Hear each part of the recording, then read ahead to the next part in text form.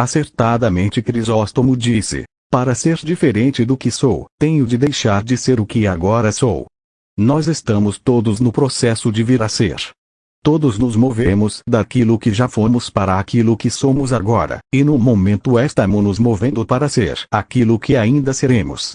Não é nada perturbador perceber que nosso caráter não é sólido, mas volátil. Na verdade, o homem que se conhece a si mesmo pode receber grande alívio ao perceber que não está engessado da forma que se encontra no momento, que ele pode deixar de ser da forma que até hoje se envergonha ser, e que pode avançar e ser remoldado da forma que seu coração o deseja. O que perturba não é que estamos no processo de transformação, mas aquilo em que estamos sendo transformados. Não é o fato que estamos nos movendo, mas para onde estamos indo. Não é da natureza humana mover-se em sentido horizontal. Estamos ou subindo ou descendo, nos elevando ou afundando. Quando um ser moral se move de uma a outra posição, sempre haverá de fazê-lo ou para pior ou para melhor. Isso equivale a uma lei espiritual exposta em Apocalipse. Continue o injusto fazendo injustiça, continue o imundo ainda sendo imundo. O justo continue na prática da justiça, e o santo continue a santificar-se. 22:11. Nós todos não estamos apenas no processo de ser transformados, nós estamos nos tornando aquilo que amamos. Em grande medida, somos o conjunto de nossos amores e, por necessidade moral, nos transformamos à imagem daquilo que mais amamos. Porque o amor é, entre outras coisas, uma semelhança criativa. Ele altera e amolda e modela e transforma. Ele é, sem dúvida, o mais poderoso agente que afeta a natureza humana, depois da ação direta do Espírito Santo de Deus dentro da alma humana. Aquilo que nós amamos, portanto, não é assunto de pouca importância a que levianamente podemos dar de ombros. Em vez disso, é assunto de importância atual, crítica e eterna. É assunto que determina nosso futuro. Ele nos revela aquilo que haveremos de ser, e dessa forma prediz com exatidão nosso destino eterno. Amar as coisas erradas é fatal ao crescimento espiritual. Isso torce e deforma a vida e torna impossível o aparecimento da imagem de Cristo na alma. É somente à medida que amamos as coisas certas que nos tornamos certos, e é somente à medida que perseveramos nesse amor que continuaremos a experimentar uma lenta mas contínua transmutação à semelhança dos objetos de nossas afeições purificadas. Isso nos fornece em parte, mas só em parte, uma explicação racional para o primeiro e grande mandamento. Amarás o Senhor, teu Deus, de todo o teu coração, de toda a tua alma e de todo o teu entendimento. Mateus 22:37. O alvo supremo de toda criatura moral é e deve ser tornar-se igual a Deus. Essa é a razão por que foram criadas, e a parte disso não se pode encontrar nenhuma outra razão para sua existência. Sem levar em conta, no momento, os estranhos e belos seres celestiais, aos quais encontramos breves alusões na Bíblia, mas a respeito dos quais sabemos tão pouco, vamos nos concentrar na raça humana decaída. Depois de havermos sido criados à imagem de Deus, não mantivemos nosso primeiro estado, mas deixamos nossa habitação apropriada, associando-nos a Satanás, e andamos outrora segundo o curso deste mundo, segundo o príncipe da potestade do ar, do espírito que agora atua nos filhos da desobediência, entre os quais também todos nós andamos outrora, segundo as inclinações da nossa carne, fazendo a vontade da carne e dos pensamentos. E éramos, por natureza, filhos da ira, como também os demais. Mas Deus, sendo rico em misericórdia, por causa do grande amor com que nos amou, e estando nós mortos em nossos delitos, nos deu vida juntamente com Cristo. Pela graça sois salvos. Efésios 2:2-5. A suprema obra de Cristo na redenção não é nos salvar do inferno, mas sim restaurar-nos outra vez à santidade. Propósito esse declarado em Romanos. Porquanto aos que de antemão conheceu, também os predestinou para serem conformes à imagem de seu Filho. Romanos 8:29. A perfeita restauração à imagem divina se completará no dia da aparição de Cristo. Enquanto isso, prossegue o trabalho de restauração. Há uma lenta mas firme mudança de forma no vil metal da natureza humana em direção ao ouro da divindade, efetuado à medida que a alma contempla, cheia de fé, a glória de Deus na face de Jesus Cristo. 2 Coríntios 13:18. Neste exato momento, faremos bem em antecipar uma dificuldade, esforçando-nos por dissipá-la, dificuldade essa que surge de uma errônea concepção do que seja o amor. Podemos colocar o problema da seguinte forma: o amor é excêntrico, imprevisível e se encontra quase totalmente fora do nosso controle. Ele surge, arde e se apaga espontaneamente. Como, então, podemos controlar o nosso amor?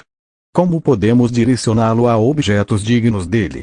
E, particularmente, como podemos obrigá-lo a concentrar-se em Deus como objeto próprio e permanente da sua devoção?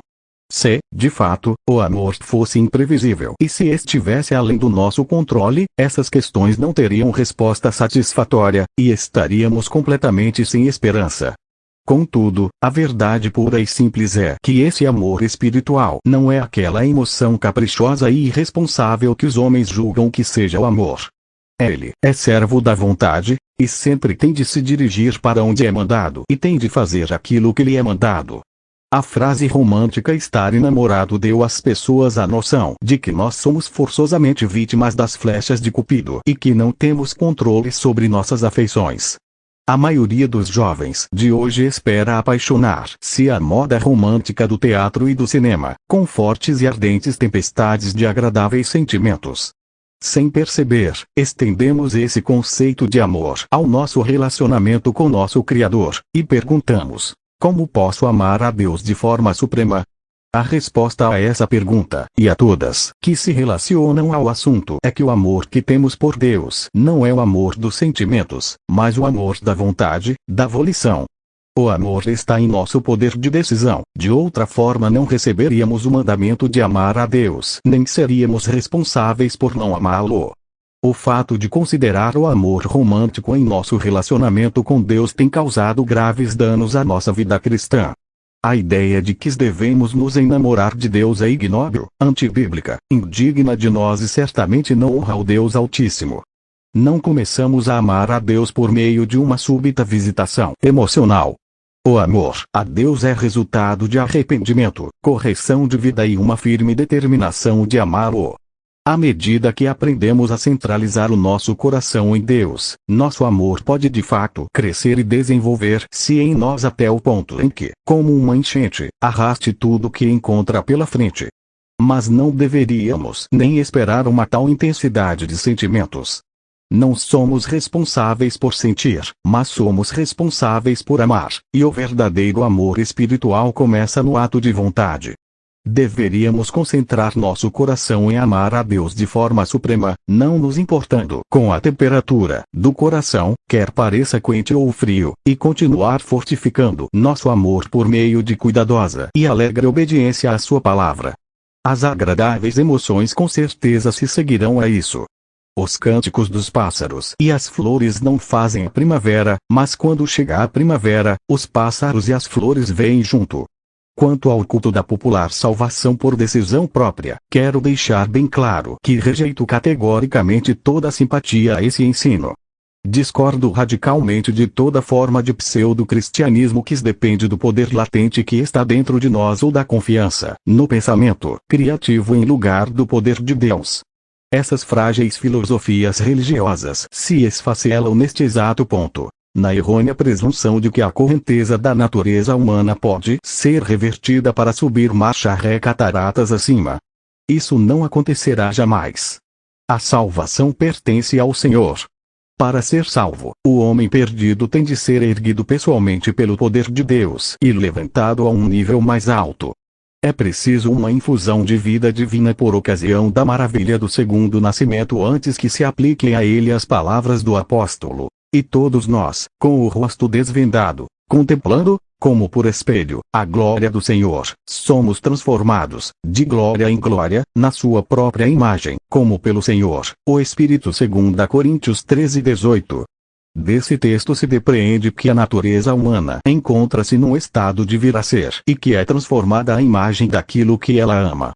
Homens e mulheres estão sendo moldados por aquilo que os atrai, são moldados por aquilo para o que se inclinam e são poderosamente transformados pelo talento artístico daquilo que amam. No mundo não regenerado de Adão, isso produz um dia a dia de tragédias de proporções cósmicas. Reflita sobre o poder que chega a tornar um menino de rosto rosado no Nero ou no Himmler. Será que Jezabel foi sempre a mulher maldita cuja cabeça e cujas mãos os próprios cães, com perfeita justiça, se recusaram a devorar? Não. Em algum momento ela sonhou os seus puros sonhos de menina e corou diante dos pensamentos de amor de mulher. Mas não tardou a interessar-se por coisas más, e passou a admirá-las e chegou ao ponto de amá-las. Aí a lei da afinidade moral assumiu o comando e Jezabel, qual barro nas mãos do oleiro, moldou-se naquela coisa deformada e detestável que os camareiros jogaram janela abaixo.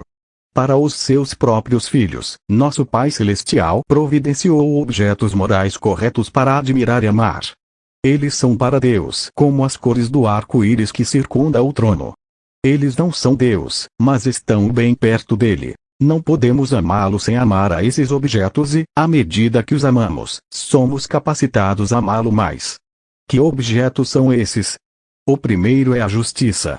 Nosso Senhor Jesus amava a justiça e odiava a iniquidade, Hebreus 1:9, e por essa razão Deus o ungiu com óleo de alegria mais do que aos seus companheiros. É aqui que se estabelece o padrão. Amar também é odiar. O coração que é atraído para a justiça haverá de sentir repulsa pela iniquidade na mesma intensidade, e essa repulsa moral é ódio. O homem mais santo é aquele que mais ama a justiça e que odeia o mal com o mais perfeito ódio. O segundo é a sabedoria. Recebemos dos gregos a palavra filosofia, o amor à sabedoria, mas antes dos filósofos gregos havia já os profetas hebreus e o conceito deles de sabedoria era muito mais sublime e mais espiritual do que qualquer coisa conhecida na Grécia. A literatura de sabedoria do Antigo Testamento, Provérbios, Eclesiastes, e até certo ponto os Salmos, exalam amor pela sabedoria que até mesmo Platão desconhece. Os escritores do Antigo Testamento localizam a sabedoria em tais alturas que às vezes mal conseguimos fazer distinção entre a sabedoria que vem de Deus daquela que é Deus. Os hebreus anteciparam em alguns séculos a ideia grega de que Deus é a sabedoria fundamental, embora o seu conceito de sabedoria fosse menos intelectual do que moral. Para eles, o homem sábio era o homem bom, o homem temente a Deus, e a sabedoria em sua mais nobre extensão era amar a Deus e guardar os seus mandamentos. O pensador hebreu não divorciava a sabedoria da retidão, da justiça. Dois dos maiores livros apócrifos, Sabedoria de Salomão e Eclesiástico, celebram a sabedoria que é companheira da retidão, com tal eloquência, que às vezes se igualam ao que fazem as escrituras canônicas. Outro objeto para o amor do cristão é a verdade, e mais uma vez nos vemos em dificuldade para separar a verdade de Deus do próprio Deus. Cristo disse: "Eu sou a verdade", ao fazê-lo, uniu a verdade e a divindade numa união inseparável. Amar a Deus é amar a verdade, e amar a verdade com ardor constante é crescer em direção à imagem da verdade e afastar-se da mentira e do erro. É desnecessário mencionar ou tentar mencionar todas as outras boas coisas que Deus reconhece como nossos modelos. A Bíblia as põe diante de nós: misericórdia, bondade, pureza, humildade e muitas coisas mais, e as almas que se deixam ensinar pelo Espírito Santo saberão o que fazer com elas. A suma de tudo parece ser que devemos cultivar interesse pela beleza moral e amá-la. Será que essa foi a razão por que Paulo escreveu aos Filipenses 4:8? Finalmente, irmãos, tudo que é verdadeiro, tudo que é respeitável, tudo o que é justo, tudo o que é puro, tudo que é amável, tudo que é de boa fama, se alguma virtude há e se algum louvor existe, seja isso o que ocupe o vosso pensamento,